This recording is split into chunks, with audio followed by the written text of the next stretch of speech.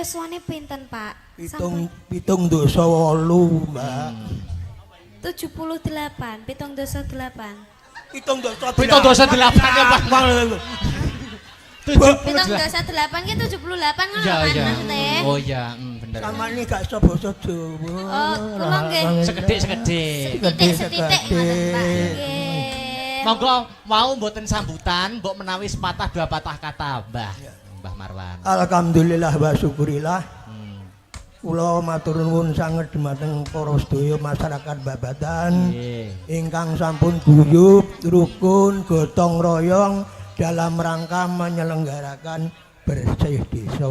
Amin. Bersih dusun. Ngeten iki nggih urunan, Pak. Hebat, luar biasa, Mbah. Urunan iki. Nggih. Mulane nek teng mriki malih pun larang. Kok mboten, Oh, Mbah? mboten. Mboten, Mbah. Mboten, Nggih. Mbah. Niki Setuju? pengorbanan. Nek mboten larang-larang setuju? Setuju. Betul, Mbah niki kula janji, Mbah. Kula Nggih, niki nggih. terharu melihat antusias para warga masyarakat Babatan. Amin, Nggih. amin, Saking amin. banggane kula, Nggih. Babatan kula gratisi wayangan setunggal nek pun nanggap ping 100. Wah kan ya. Iki jenenge dudu bonus.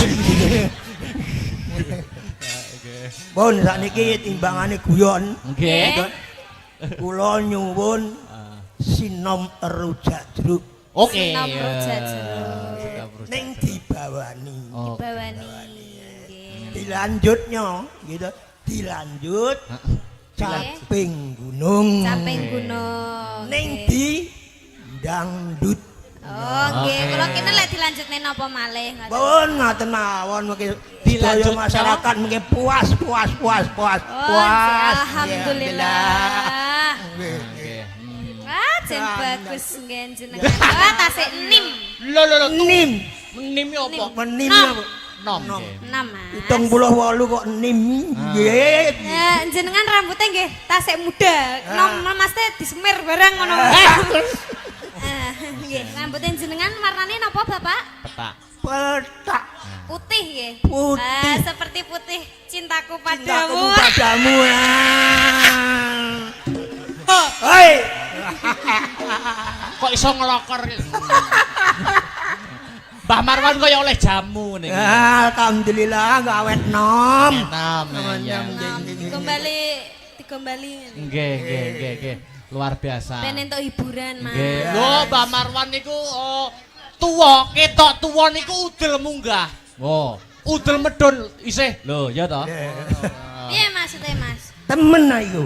Maksudnya semangat kerekat. Semangat. Nah, Ya. membangun apa nih ketua panitia kan jenengan niki. Nggih, Luar nggih. biasa. Oh, nggih luar biasa hebat. Caping gunung kalih sinom rujak jeruk. Sinom nggih, rujak toh? jeruk. Dibawani lho Mbak ya, Siap. dibawani Nggih, ya. siap, Bapak. Oke. Niki napa riyen ndek niki monggo sami ambilih napa sik sing Oh, didisikne nggih. napa? Caping gunung riyen nggih, Pak nggih. Nggih. Oh, nggih monggo. Oke, caping gunung Mungkin riyen. sinome rada bengi-bengian. Nah, siap. Mungkin Iki bengenan. Ya. Sane lek mengke salah mboten ketingal. Nggih. Aja. Langsung napa dibawani niki? Dibawani.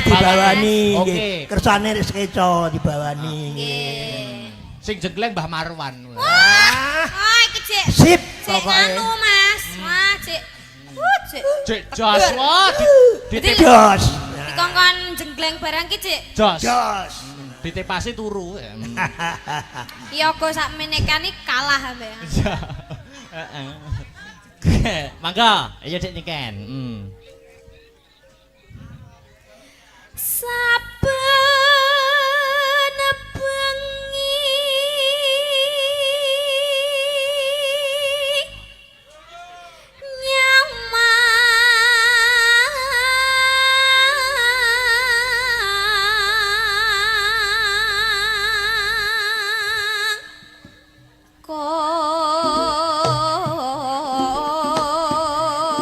Ayo. Manut Pak iki, manut. Mas, Bapak. Tak kira lek ame mencolot. Lah, nggih, Aku aku- makane aku ki wis was-was. Alon. Alon. Jen. Iya. Lanjut. Yen memaca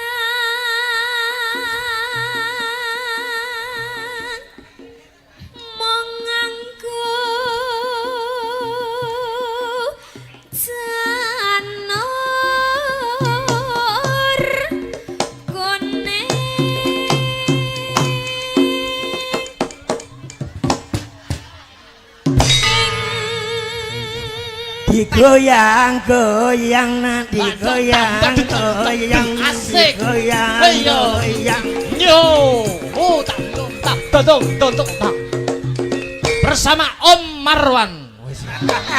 Wah, hebat Om Marlan yo. Grup dangdut. Digoyang goyang dek goyang goyang digoyang goyang dek digoyang goyang dek digoyang. Gentang-gentang tuh. Ape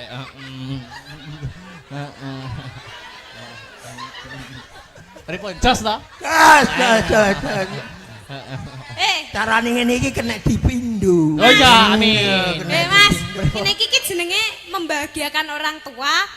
Apa malah dosa? Lho menghibur ganjaran. Lah kayak ngundang cah cilik ya, Mas. Dikenyang tak kentut. Goyang dek digoyang. Mulai ya. Mulai nggih Bapak ya. Lanjut. Masih bersama Om Marwan.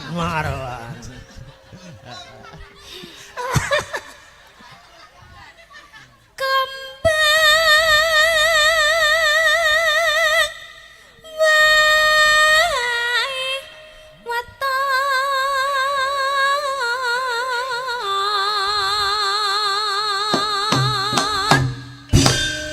gunung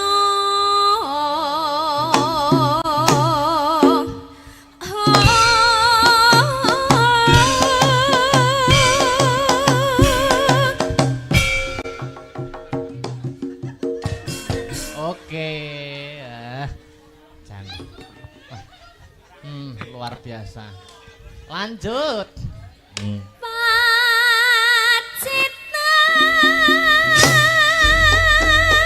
Pacitan saremi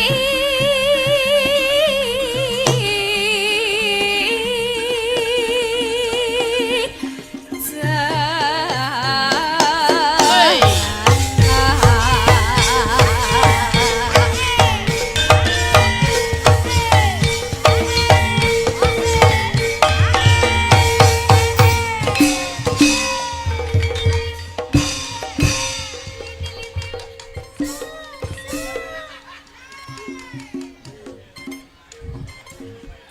Dene kan. Nggih. Iki ketoke Mbah Marwan iki obahe sithik ning jero itu keruntel.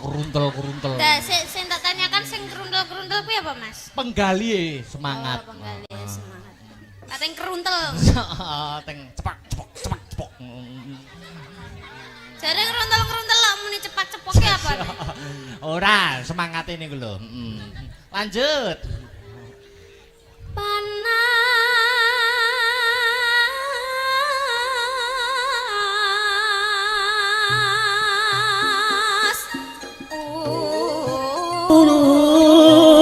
Dan Mas janjine kabeh jangan salah sampe pepet. aja mepet. Terus napa malih, Mbah? Oh, Aja mepet. terus Gondak kepepet. ora Tenan to. tenang.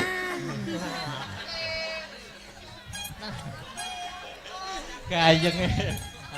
Yo lanjut. Ki nyapa? Sampean meri lho piye ta? Mboten. Tirase. Lah, kon iki derek-derek dulur-dulur. Ah. Lah wong meri cium.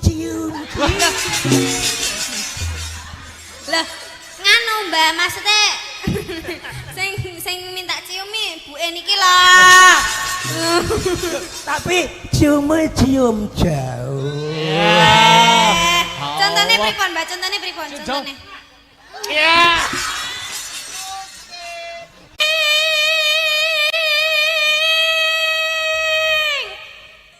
Mbak Marwan iki dadi nggih. Dadi. Dadi.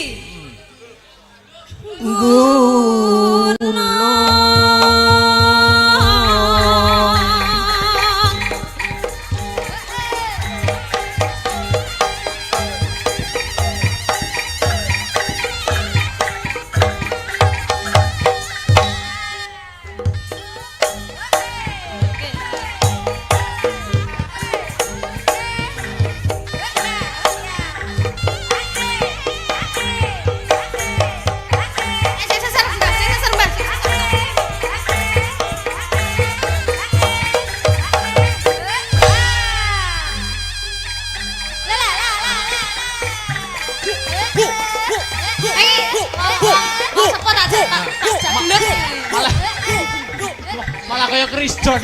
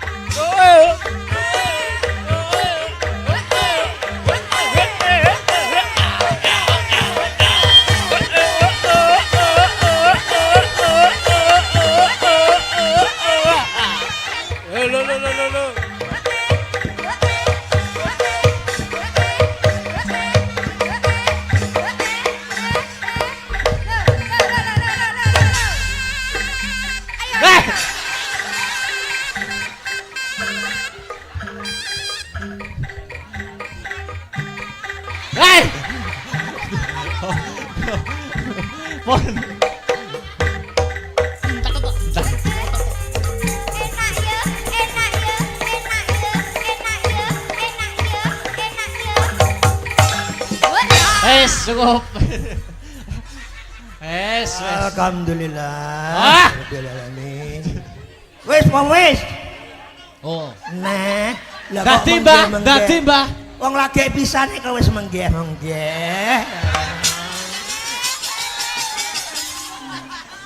Lho. Mboten obat, Mbah. Lang dalang. Semaput, areke semaput. Dadi. Yo. Coba ditangleti. Syaratnya napa, Mbah? Nak.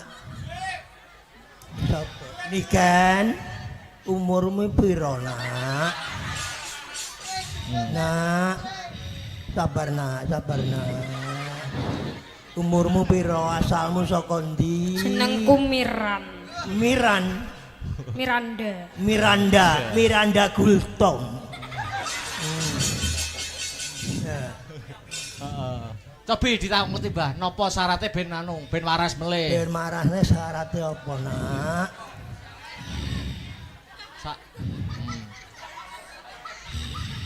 Ambekan sing dawa, Nak. Biasane jaranan iki kembang wis ora usum. Langsung. Usume Menyan ya wis ora usum. langsung. Saiki demit iki usume bayar utang. Lah, bayar utang. Jadi lek wis ngono ceritane, aku ora njaluk apa-apa. Jaluke gambar Gambar abang. abang.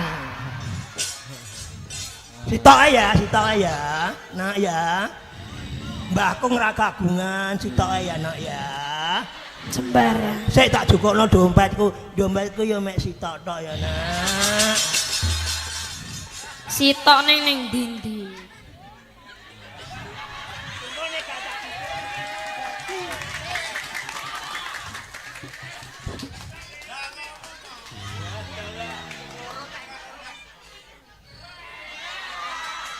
Alhamdulillah. Langsung mari.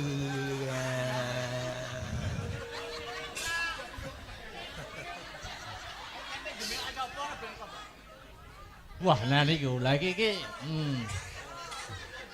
Lah niki. Anu dalam mata kaji. Ati goyang. Ati goyang.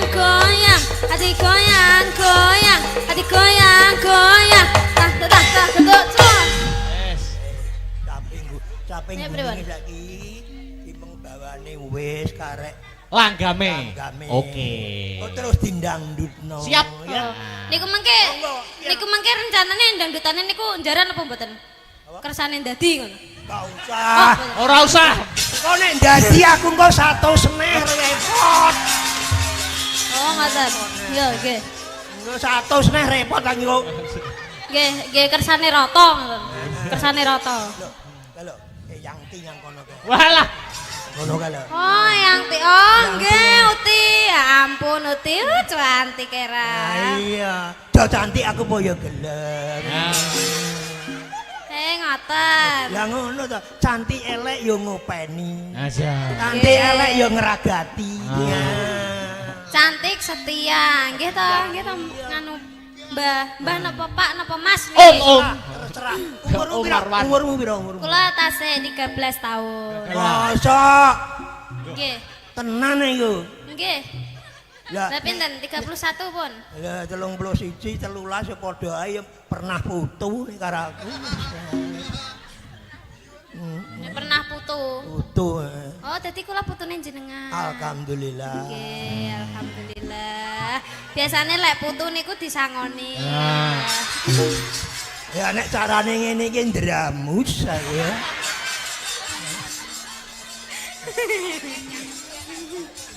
Yo, Nggih, langgame, Ati. yo langgame yo. Nggih. Nah, langgam yuk, buka celuk mau langsung. Langsung langgam niki. Lah Urung bar to? dereng bar niki. Ora krung rasa aku. Nggih, lah niki tasih dadi malih. Oh ya. Mah. Kapok aku kapok. Lho, ampun kapok, nyangoni putune niku malah entuk Ganjaran. Ngono pahala. to. Nggih, niki jenenge Sogatoh, Sedekah. Krana Allah. Nggih, krana Allah. Yuk, diterusne yuk. Nadyan wadon saremi lanat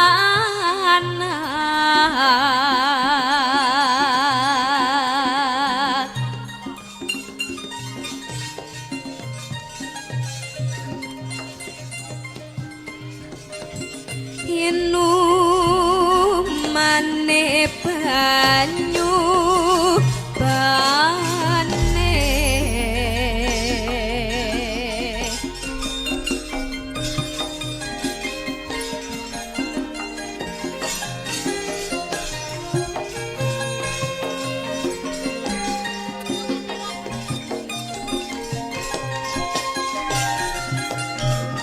Kalem-kalem bae nduk.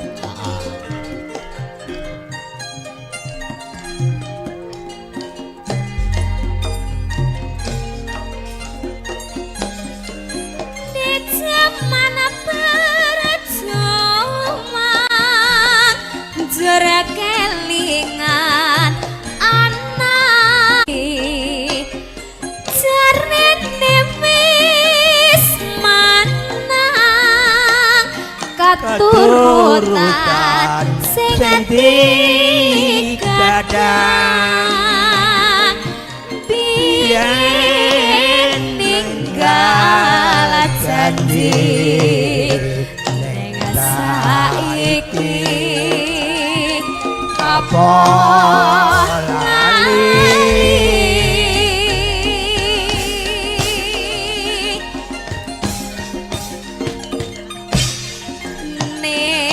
ning gunung tak Kadongi sakmo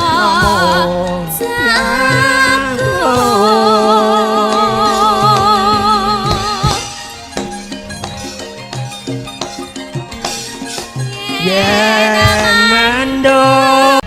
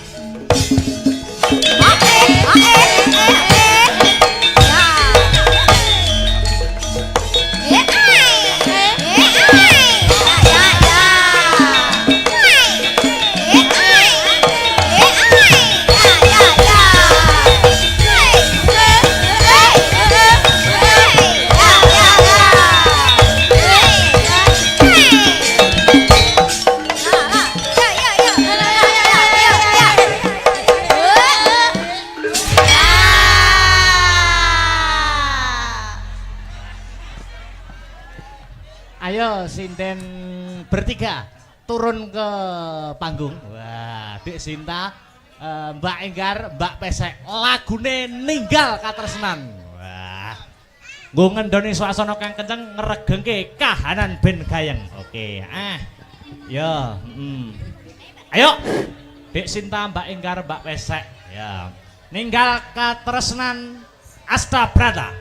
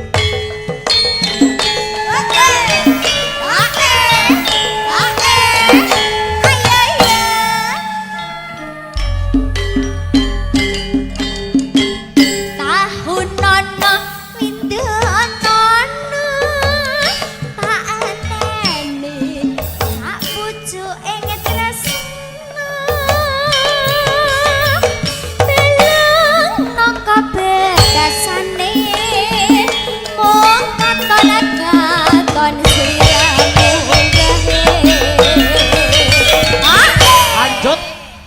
ya eling pawalamu uga mana kang mas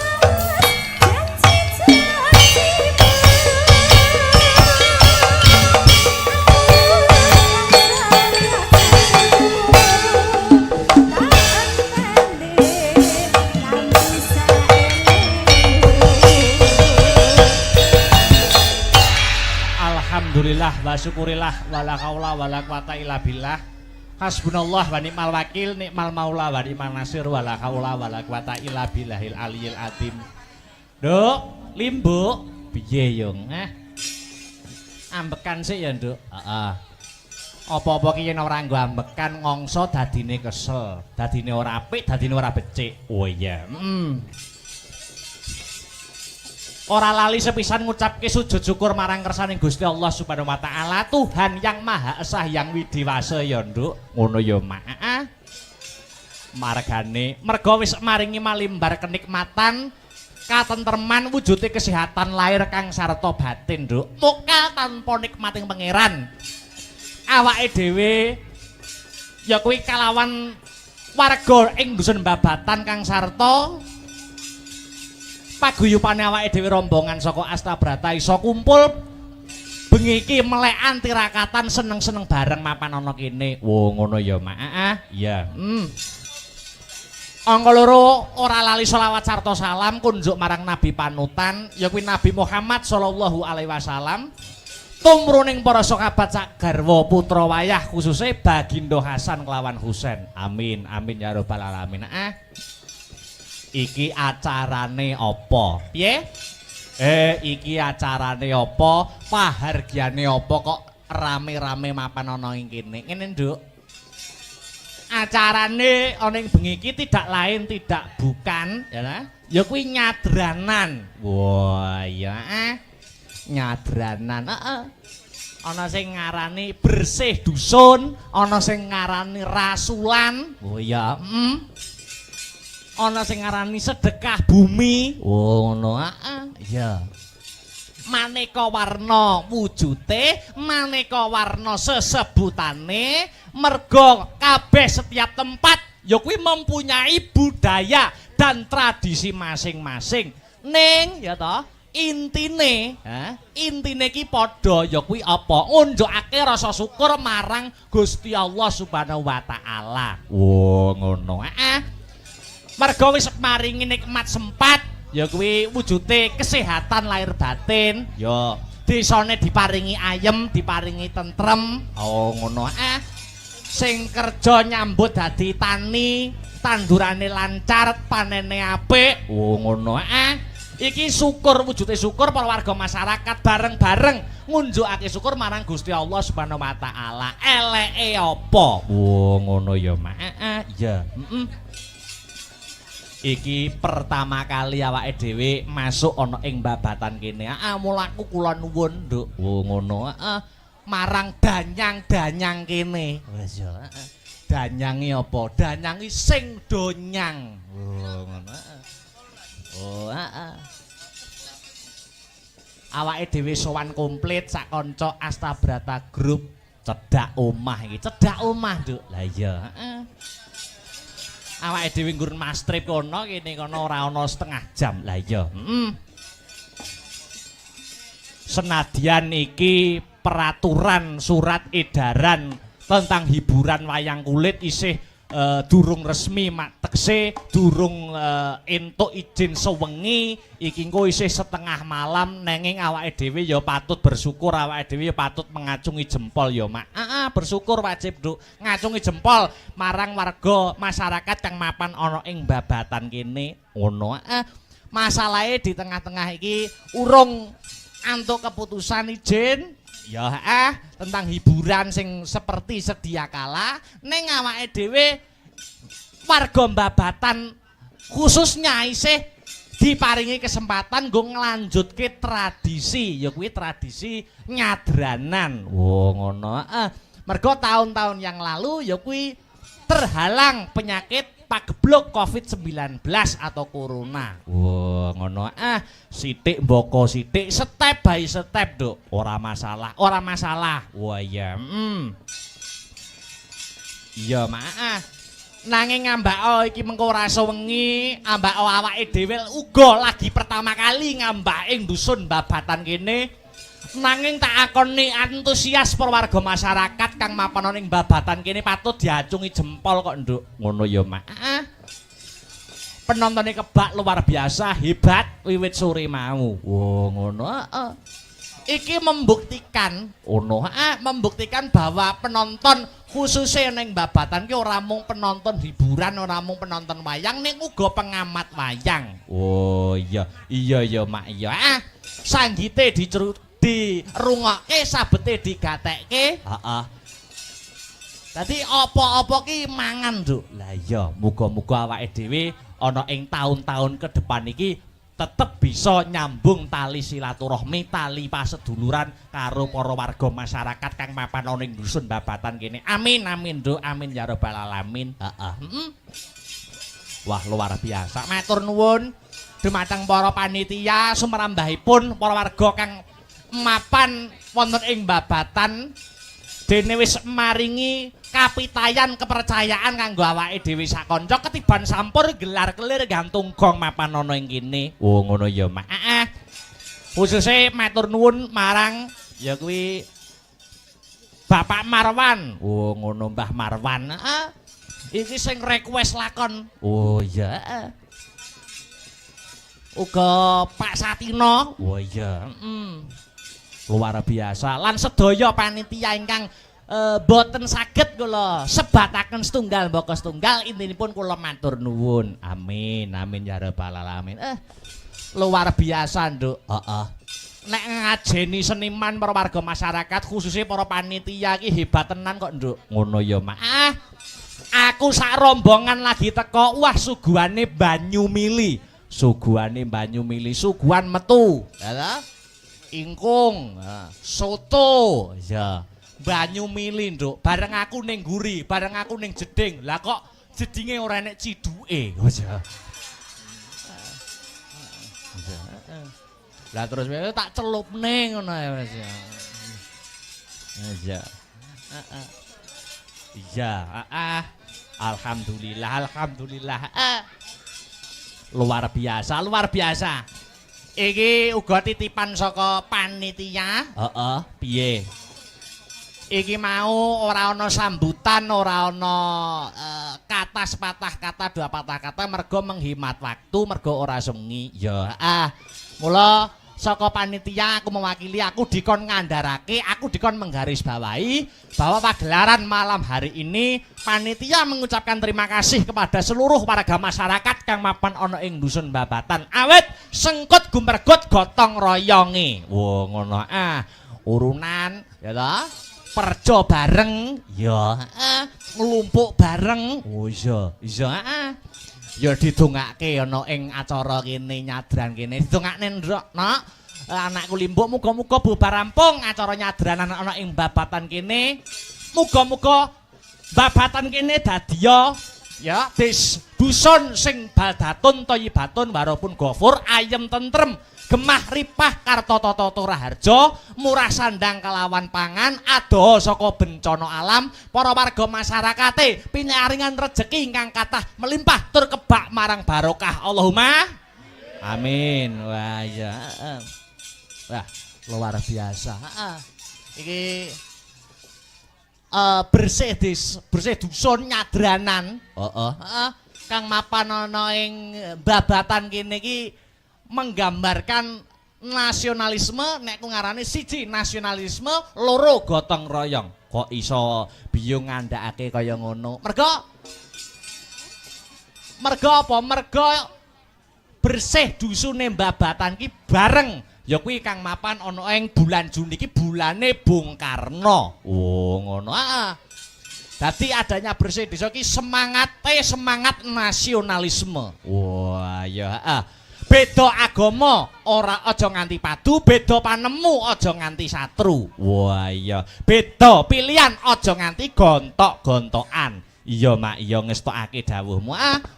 Iki ngepasi bulan Juni bulane Bung Karno, ya toh? Heeh, dadi temane nasionalisme. Ana ing bersih desa kene, bersih dusun kene. sadurunge ngunggahke sang bintang tamu ngaturke sak tembang sing mares sing gumiak kanggo membangkitkan jiwa-jiwa nasionalisme, patriotisme. Apa kuwi 4 pilar? Wah iya, heeh. Pelok-pelok, heeh. Ya kuwi 4 pilar. Ya kuwi Pancasila, Bhinneka Tunggal Ika, NKRI karo Undang-Undang Dasar 1945. Bukane buka bonang. Oh ya, oh ya anggitane almarhum Maestro Pedalangan Ki Haji Mantep Sudarsono. Wah iya, 4 pilar. Monggo dadoske kanggo membangkitkan rasa nasionalisme warga dusun Babatan. Monggo dados. Yo.